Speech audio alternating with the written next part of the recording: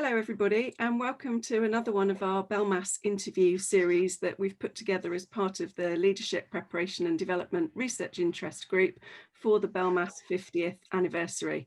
So today I'm very fortunate in being joined by Professor Allan David Walker, and many of you will know of Allan's research and writings over the years, particularly with regard to the international element of leadership preparation and development, which is what we're focusing on this morning. So Allan has been Chair and Professor of International Education Leadership and Dean of the Faculty as well at the Education University in Hong Kong. Most recently, but before that had a long career both in Australian universities and in schools in Australia, including being a school principal of a school with the reputation or the fortune of being the largest, most disadvantaged school in the whole of Australia. So there are many, many things that we could talk about, Allan, today in terms of leadership preparation and development, given your wide-ranging career. First of all, in your role that you hold at the moment, what are your views on education leadership generally? Well, that's a pretty big question, and I won't be able to talk too much about the schools. That would be scraping the hollows of the memory bank a little bit too far, I think. What I'll probably refer to is my most recent formal leadership experience, Deb, if I may, and that was as Dean of the Faculty of Education and Human Development in the University of Education University of Hong Kong.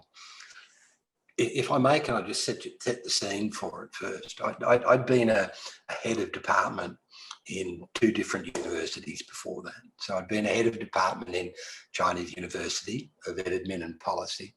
And then when I'd come to the new university, I was head of a similar department, Educational Policy and Leadership, and also charged with establishing a centre. So when I was asked to be dean, when I stepped into dean, I thought, well, this is not going to be too bad. I've had all these different leadership experience over the time, and you know what? I was totally wrong. Totally wrong. As soon as I stepped into that office, I felt lost. I felt almost rudderless. And I found that very confronting. I don't know if other leaders feel this when they move to a different leadership position, whether it be up or sideways or different. But I certainly, I felt it. And I found it a bit confronting and a bit frustrating because I'm also meant to be in the game academically of leadership. So my teaching has all been in leadership. You know what I mean? So you start to think, oh God. Yeah, I had to start to question a lot of my assumptions, and I came up. I reflected on it quite a bit, in fact, because it did bother me a little bit, and I started to think about what it was. And as I went through this reflection on why I was finding it so tough and what I would have to do about it, that actually helped to form what I saw for the faculty moving forward and what I thought we should keep doing.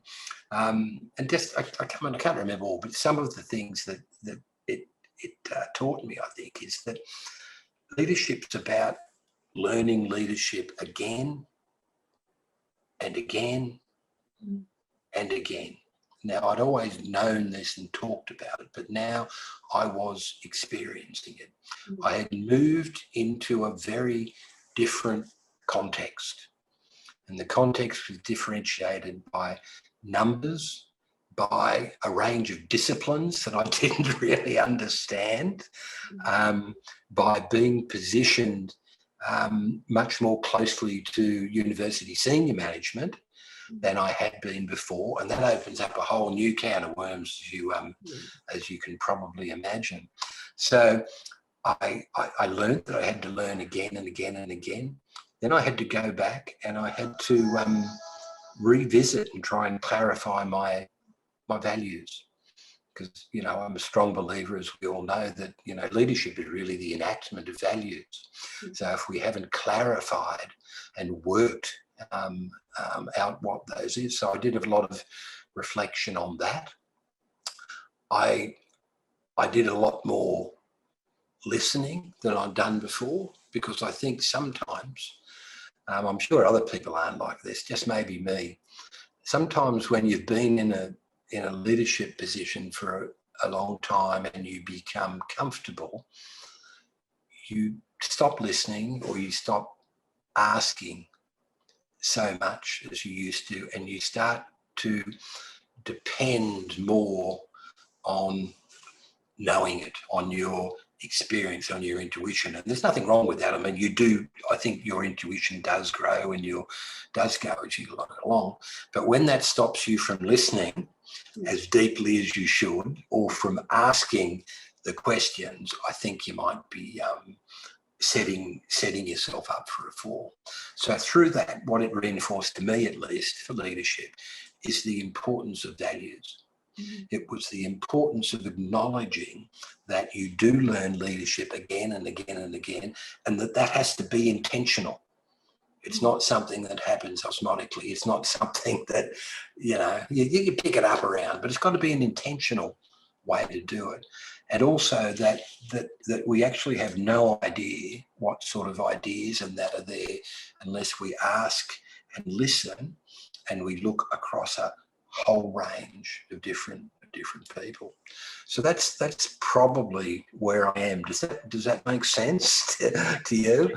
It does really make sense. I mean, you've worked in some really interesting cultural contexts, and I think personally, it's tricky, isn't it? We have a script, we have questions that we're going to get through, but I think personally I'm really interested in how those different cultural contexts have enabled you to ask questions and ask, the right sorts of questions in order to get that sort of really detailed learning to take place, which then feeds back in to your educational leadership strategies, I guess, particularly in that sort of large role that you were then utilising. Yeah, okay. I'll have a go at that. How deep I ever really got, I'm never quite sure, because you've got to remember, whereas I was working in a different cultural context, it was a fairly monocultural context. So 95% or more of staff in my faculty were Chinese, and probably 70% of them were Hong Kong Chinese, and then the remainder were mainland Chinese, and the rest were a sprinkling of, of English and Canadian, American, Korean. Towards the end, I'd managed to hire some Bangladeshi and some Filipino, some different ones, to try and purposely build the diversity of it. But predominantly it was Chinese, and it was very hard. I can actually still remember the first course that I taught at Chinese U. I was relatively young. I must have been, I don't know, 30, 35, 36. Is that young? Yeah. Yeah. Days. It is to me now. And I was put in front of a class of PGDE part-time students. Now, of course, that means they're experienced. They're working in schools, and then standing up the front is this young, balding Guelo, or foreigner, that had to do it. And I can still remember just looking around at the class, and it was a little intimidating, to do it. And then starting to teach and starting to talk, I forget what it was about, maybe organisational studies or something like that, without any understanding, or very little understanding, of the Hong Kong context. And so I talked there, and I looked around, and the room was pretty quiet. The occasional calm question. So I went on and went through it, but I had this uneasy feeling the whole way through. And at the end, I said, has anyone got any questions? And no, and thank you for your whatever it is. I went away. I asked someone about it, They said they had no idea what you were talking about. They're wondering what you're doing here. I said, well, why didn't they say something? Why didn't they ask me? Because, you know, if in an Australian university or even a Singaporean university where I walked before that, you would have known your students felt that way. But up there, I didn't know. And this is something that stuck with me the whole way through. The general, these are my opinions, and I'll try not to generalise, but I'll have to a little bit. The whole environment, the whole culture is anti-confrontational. It is anti-openly critical, at least in the classroom with these people that I were with. And I found that this flowed over to my staff. When I asked people things as I moved into leadership positions, I always had the feeling they were often telling me what they thought I wanted to hear. And as I got to know principals and through research and through working with them, they confirmed this to me. They said, yes, they're pretty well telling you what you want to hear, but that's not lying. They're not lying to you. They're respecting you by trying to give you what you want to do. So when I moved into a leadership position and we had to do things such as get feedback or give feedback, I found that you just couldn't do it like I'd done it in other places. It had to be done in very different ways, even to the extent where Deb, if someone was having problems and they needed to be spoken to or given some feedback on it, it often was not appropriate for me to do it. I had to talk to someone else who was there, and then they would give it. So it was much more indirect communication. Now, that in no way means that these people didn't have their own very strong opinions. It just meant that expressing them in that way was very different. It's just like harmony or surface harmony less was very important. And so people would say, well, why don't, in their schools, for example, it's unlikely that they will question the principal. Yeah, no, that is absolutely fascinating. But there are ways and pathways for them to be able to let their feelings know. So it's sort of it's actually very collaborative, but it just travels in different pathways than we do in our schools. And I came to quite like it. Maybe, you know, I've been there a long time, but for example, if I had a disagreement with one of my bosses, we wouldn't express it openly, and we'd never ever do it in public in a meeting or anything like that. I would then go back and I'd say to my associate dean, look, I'm not happy with this. Can you please talk to someone in this office? And it would all happen. So then when I next met my boss, we were okay. Yeah. We weren't carrying this baggage of calling each other, you know, whatever you happen to be. Yeah. Anyway, I'm not being very articulate, but lots of those sorts of things went.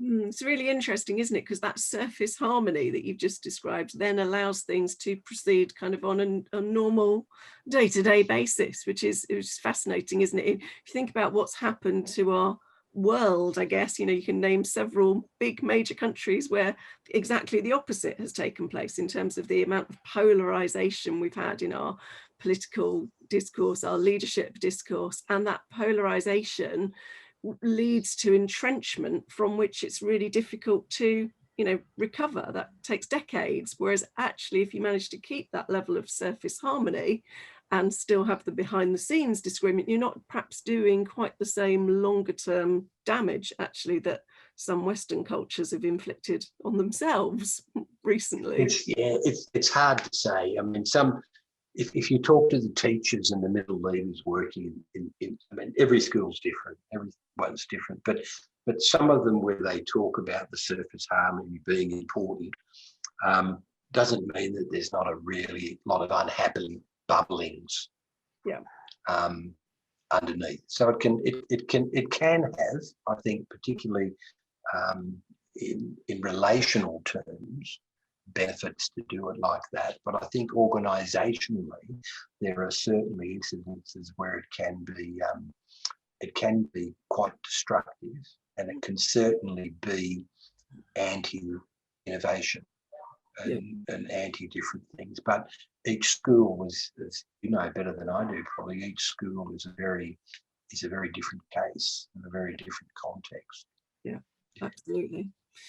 Okay, so moving on in terms of your kind of wider role as an educational leader, having done a lot of research and writing, what challenges do you see at the moment kind of facing the field?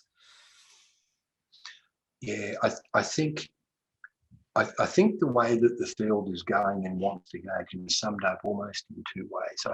I think school leaders and indeed academics are number one concerned about the fundamentals of practice. This is what happens in our classrooms, how we make it better, the fundamentals of learning and teaching. And I think the other one is the fundamentals of equity. And I think as we go forward, these two pathways are going to begin to intermix. I mean, they obviously work together and dominate what we need to do as educational leaders. I think to try and do that, I think in schools or universities, you're far more au fait with schools with me, that leaders need to work on a few things. I think the leaders of the future, first of all, are going to, and I won't say it again, but the values are going to be much more important. And I think in our programs for leaders, we're going to spend more time on clarification and refinement of our values. Now, not all values are good. We know that, and we know that values can shift. But I think that leadership is essentially, it's a cognitive endeavour. Yeah. I think all these skills and that we have, I think people can learn them. They know them. But it's the thinking, it's the being able to look ahead and do different things with the head, of course informed by the heart and whatever, and the spirit. But it's really going to be all about that. I think once we have those values, it's going to be how we weave the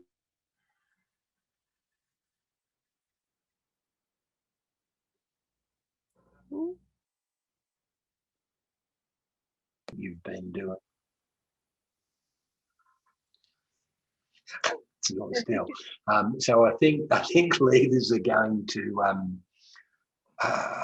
be looking at that very much, and that's talent from outside education, from psychology, from cultural studies, from different areas like that.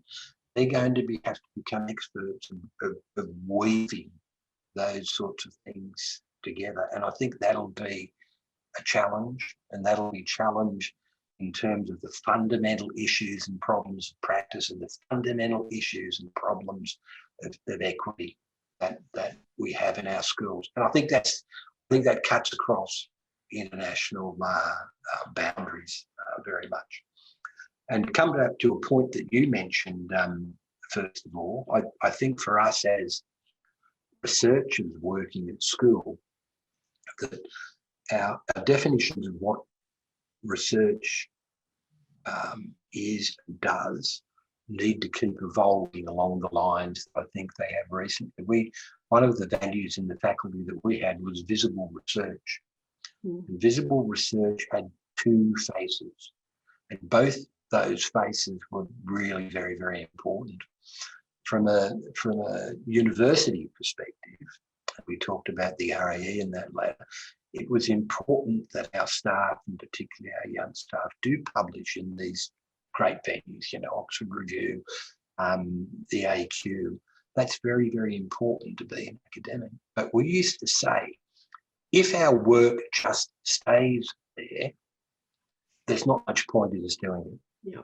So the second phase of the visible research is it's got to make a difference in school. Now, we did this before we we had the impact, whatever it is. But and we looked at it differently, I suppose. Ours was people needed to be able to say to me, okay, there's a really good paper. I'm proud of you. You know, you get your reward for that and whatever it is. Now tell me, what schools has it been in?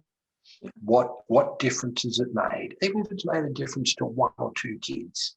You know, if you're writing a paper on inclusive education and autism in schools, show me the difference that it made. So I think that sort of visible research is going to be a leadership challenge to people in the school, because we know that learning organisations are schools that have action learning and different forms of inquiry-based learning happening both at a student and at a teacher level, that will move forward.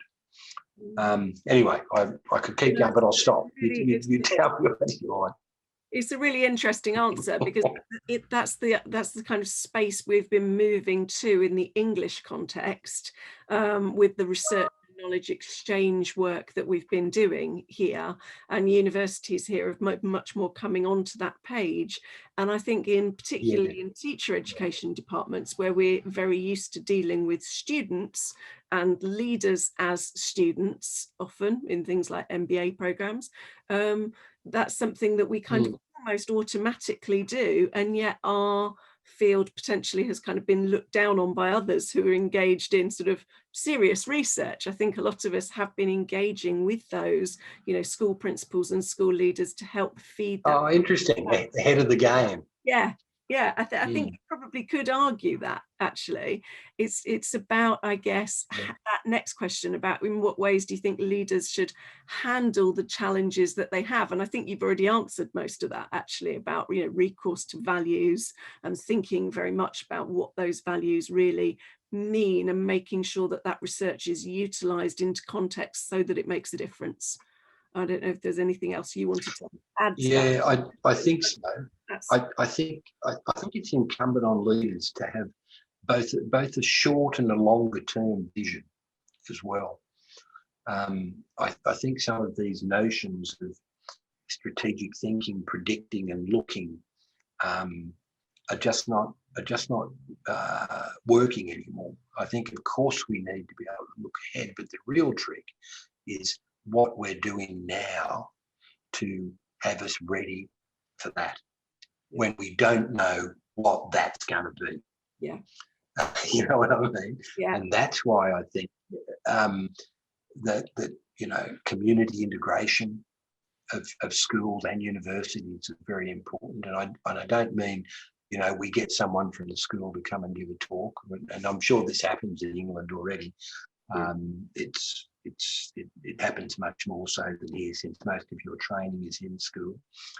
I think, and I'll come back to the COVID, and for us we had the social unrest and then the COVID. So basically in Hong Kong for the last 2.5 years, we've been in and out of closing up and closing down and going on. And just to point on that, once the social problems died down, I guess it was towards the end of 2019. Now, when this had happened for 6 months, we got right into online learning and we taught ourselves. Everything calmed down a little bit over Christmas, right? And then about, I guess it was six, I was actually in England, I think 6 or 8 weeks later, COVID came. And you know what? Everything we'd learned about what we had to do for learning was gone. And it was 2 weeks. We hadn't done it intentionally. We hadn't embedded it. We'd approached it from an instrumental rather than a values-based way. And I think that was why it didn't stick. Anyway, and I think the final thing will always be, and we had one of the key values in the faculty, I called it simple, sensible, safe. And this is going to be a huge or an ongoing challenge for school leaders, and an ongoing for people who are involved in the preparation and the in-service of leaders.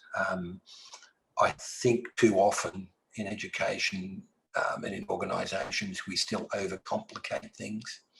We overcomplicate it through unnecessary bureaucracy. We overcomplicate it through policies that grow with every problem we have. And so eventually we have it. I remember when I worked in Singapore, we could actually name the policy in terms of the person that it was brought in for. You know, someone that left and did whatever it was. So simplification doesn't mean not sophisticated. It just means more straightforward. Sensible. I think this again comes back to the fundamentals. The best compliment I could give to anyone, well, that's a sensible idea. Yeah. And of course, safe, which is just so heavy now with the psychological, the gender-based safety, the well-being that we're looking at. These are going to continue to be important because as our societies and our communities evolve, don't kid yourself, it will be difficult for people to really evolve along with that. Yeah. Anyone can paint a picture, but to really be able to do it and work, I think will be tough. So simple, sensible, safe is a challenge. And in that simple, sensible, safe challenge, do you think principals should be qualified? Do you think that helps if we do that sort of formal school principal induction? So over here we had MPQH and it was mandatory, and then the government made it non-mandatory, and we have a range of different people now in school leadership posts from business backgrounds, particularly in leading school trusts, actually, often from non-teaching backgrounds. So do you think there is room for that formal qualification across national systems, or do you think that's not something that's... I think a lot of that depends on how much the shared and the distributed leadership has taken root in schools, and on how realistically people see that as working. I think the day where we expect the one person or the leader, I think we all know that just doesn't work anymore. There's just too much. And that one person can have a qualification. Of course, everybody needs to have an awareness, but certainly within a school, there should be some people who are responsible and are the leaders of the well-being. You know, do we need to have psychologists in all our schools? I don't know.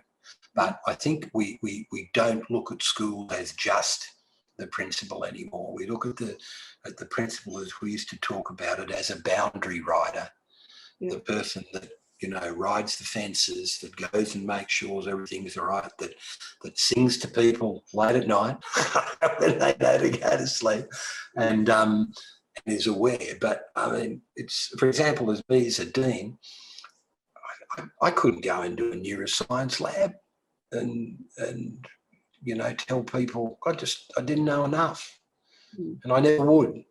I wasn't smart enough to get into some of those areas, but I had a team that I trusted and that I knew it. So I guess that's the other one. Trust is in all the research we see, it's coming up again and again in terms of successful schools and good teaching and learning and good leading. So how do we get leaders who build trust? How do we get communities that trust? Challenge. Yeah, absolutely. And in terms of that leadership preparation and development, that process, whether or not it should take place before appointment or after appointment, I mean, that's then a continuous basis, isn't it? It's working on that role of making sure they're still imbuing those values. Yeah, well, I think I actually think that leadership training starts as soon as you get into the school, if not in some of your undergraduate work.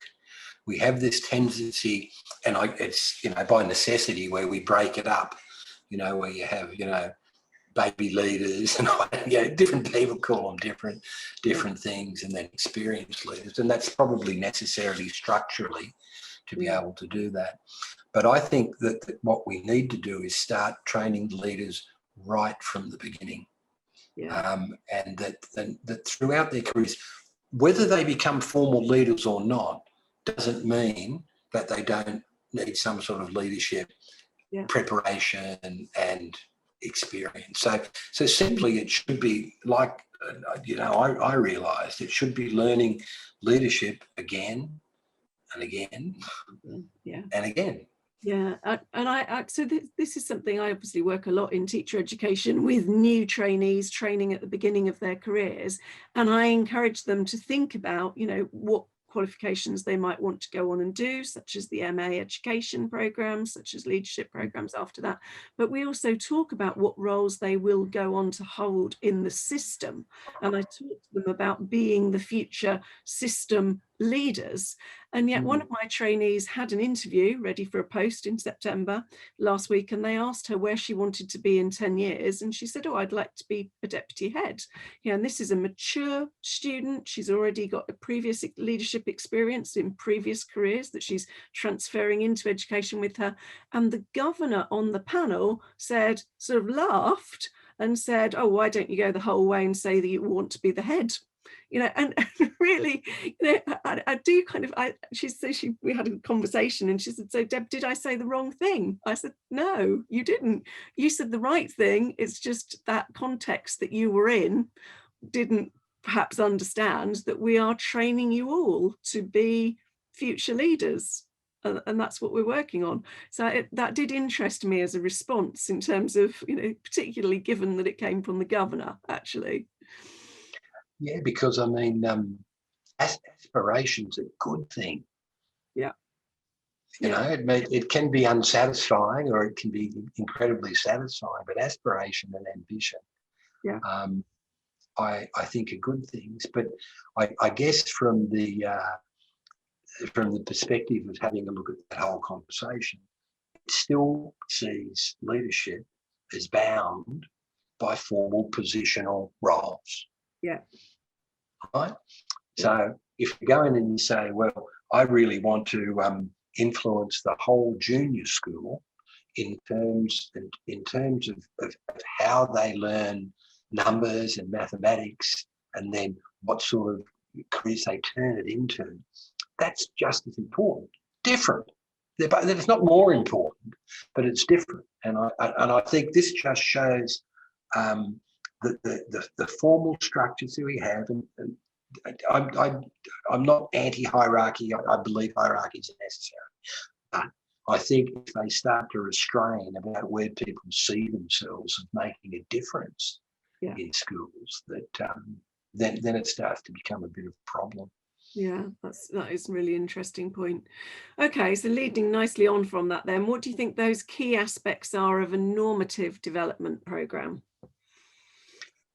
So you mean what, for who? For whom?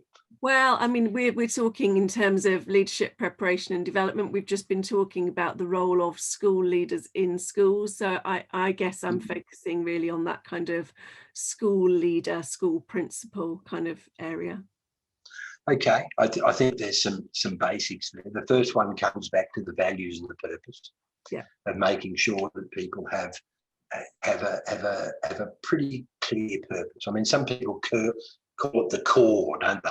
Yeah. This is about knowing and keeping the core as you go forward. So there must be ways in our programs to be able to bring that to the fore at different times. Getting people to actually write their leadership platform. That stability platform that we want them to have. Not just talk about it, but actually write it and then try it and carry it with them as they go through.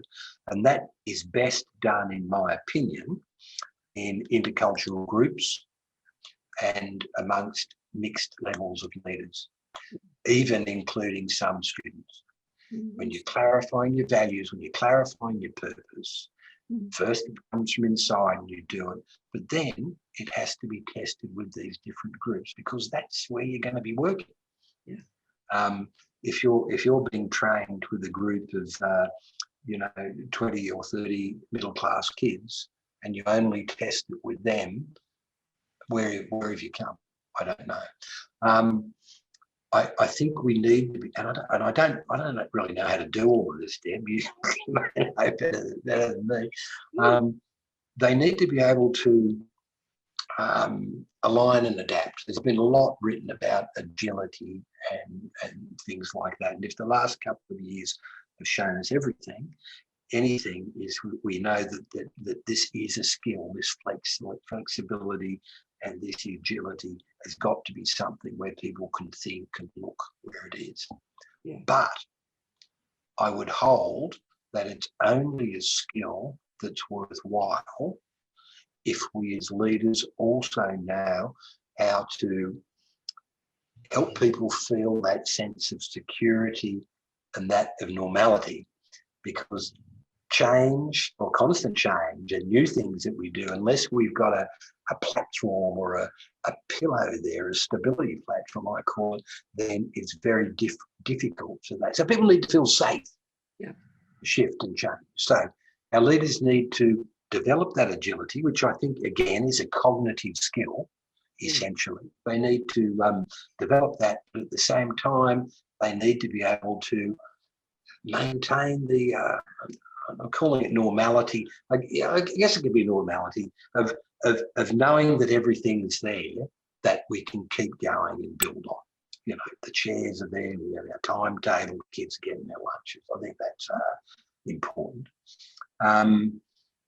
Leaders need to, and this is in programs already, I mean, motivation. They need to be able to encourage the heart, nurture the spirit in many cases. I don't know about in England, but the experiences of too many, what did they used to say? We're the only profession that eat our young. I think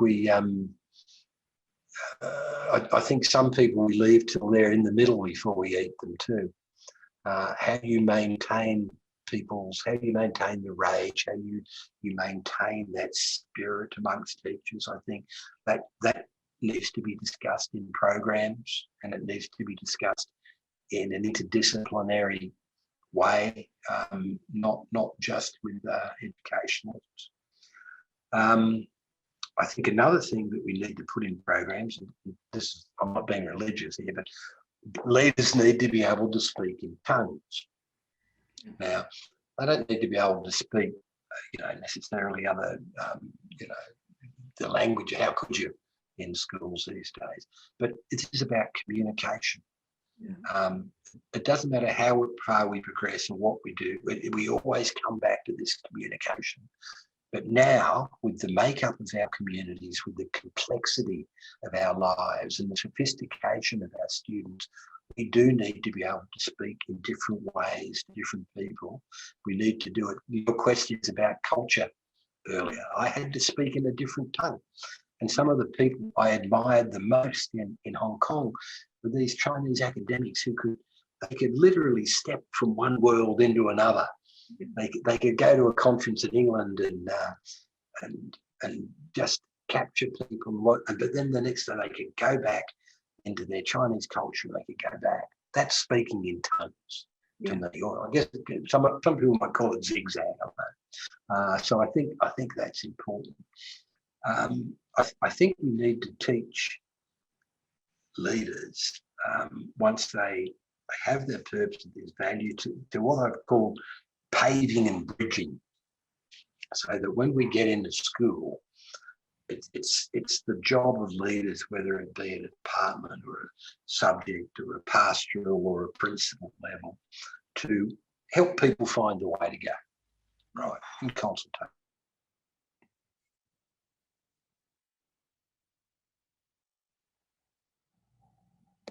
And I think you just froze. I thought I had you in trance, but then I realised it was a freezing of the. Don't worry. So they need to be able to have that path wide enough and safe enough that people can travel in the same direction, but they can wander with their creativity and their individual. And at the same time, whenever you're a teacher or a leader, or you're in an organisation, you come across creeks, streams, little cliffs and stuff like that. Leaders need to be able to bridge those. They need to be able to build over them. So paving and bridging, I think, is something that's important in our programs too. Yeah, I think that's really interesting, because I think we've almost come on to that next question about, is individual leader development better than team-based activity? But actually, in terms of that tone, clearly what we're talking about is both, isn't it? We're talking about people spending some time examining their own values base, but doing that in a way in which they can learn how to communicate that to different groups, and therefore you need some elements of team-based work as part of those programs. Oh, absolutely. I think that I think the main structure should be cohort or team-based. Yeah. I think it should be cross-school. Yeah. But I think it should include elements. I mean, I don't know how you do it, but of course you need both. But where leadership is it's a social game. Yeah. Schools are social places. They're not, even in these times when we do it all on Zoom, they're not individual places. But having said that, people do need to, I don't know whether you can do it, learn to reflect. They need to take the time to stop. And I found this when I was learning leadership again and again and again.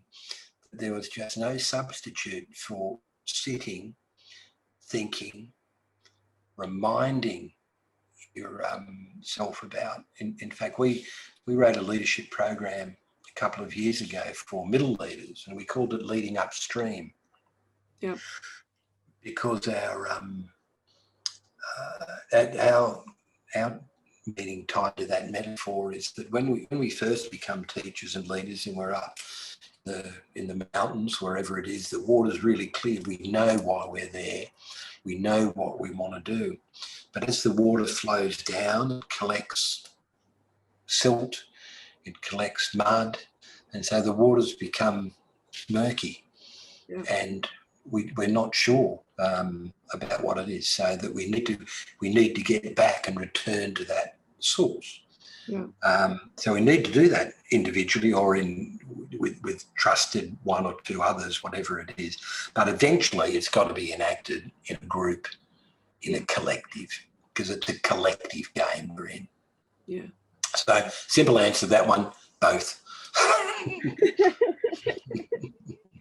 So Tony Bush always says to us as a research interest group that we need to kind of really focus back on sort of clear elements of leadership preparation and development, and particularly when we've looked at things in the recent English context, because we've had so much change, the sort of push has been to sort of examine structural reform issues as opposed to really what's happening in terms of that individual kind of nature of leadership preparation and development.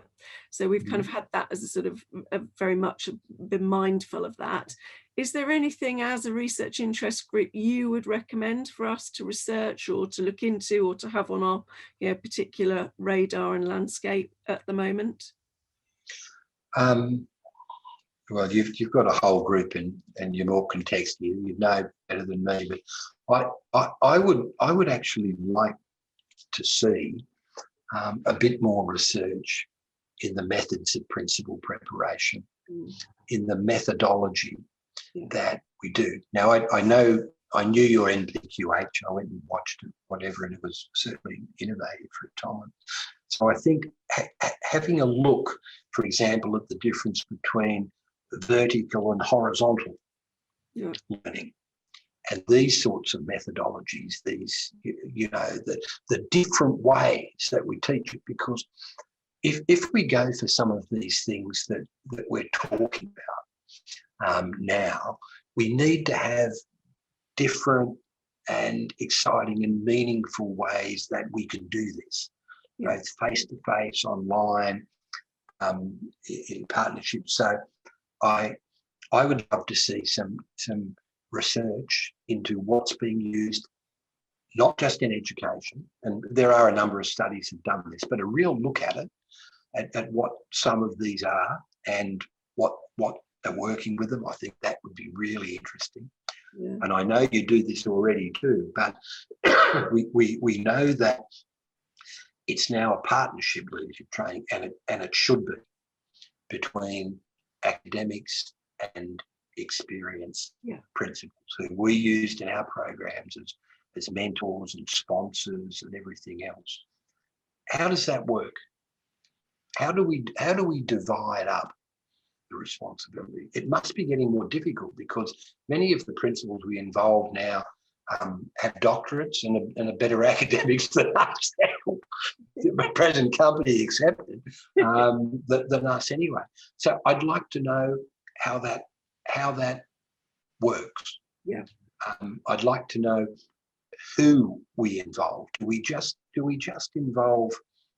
Because there is a little bit of a cult of personality about leadership conferences and things like that, where you seem to get the same people, and they're brilliant, of course, but how much of the same do you want if you're teaching people for a range of whole different contexts? I'd like to see some research into that, and some research in, the questions that you're asking.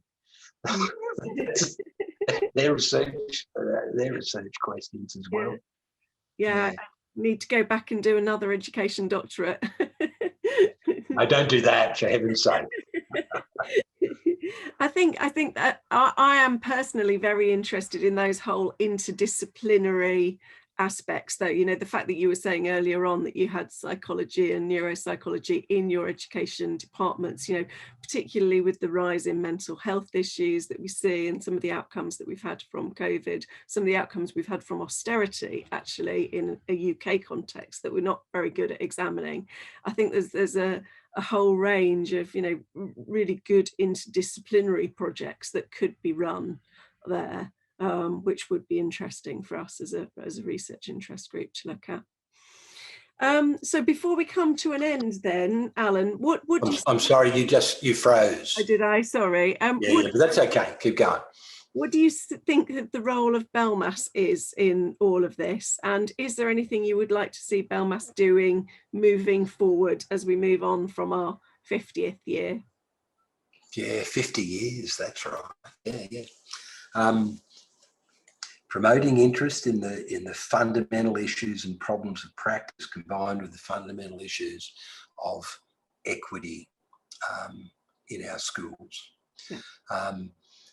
I don't know a lot about BELMAS structure, but I like the way I think that you are a mixture of practitioner and academic, and I think that's a richness that you really, really need to keep. I think all professional organisations need to remember who they're talking to and who they're talking for. Yeah. And we have to resist, whereas we want to have a whole range of perspectives from covering all different areas. We've got to be able to speak in tongues too, I think. And most of those we're talking to, our target is better schools. Our target is a more equitable, fairer, better education for kids. And that's where our language must be geared. Even if we're thinking on a high plane intellectual level, if we can't say how that is going to benefit, how that is going to play out in good ways in schools, then I think we might be missing the mark. I think one thing we found through all this disconnection that's been going on is that I believe that this has happened with schools. Networks are more important than resources almost. Yeah. The schools that went into this and had good national, or even better, in my part of the world, international networks, and could learn and exchange and get ideas from a school one in Shanghai and one in Delhi and one in Sydney, one in Manchester, whatever else. These were the ones that made the real difference with that. So I know BELMAS has a network agenda, and I think that one's a good one to keep going with anyway. Yeah, and I think that's a brilliant note to end on, just in terms of, you know, what international partners we've got, how externally facing we are as a society, and wanting to, you know, pick up and move forward in that way. So thank you very much for your time today, Allan. I've really enjoyed talking to you, and I'm sure people will enjoy watching this as part of our wider series. Thank you very much, Deb. I appreciate you making the time at this in the morning, and I appreciate you putting up with my sometimes rambling answers. But since I'm locked away in a country at the bottom of the world, I don't get time to talk much. But I've enjoyed meeting you, and I enjoyed hearing some of your story before we kicked off. So you take good care of yourself, and you have good fun celebrating the 50th anniversary.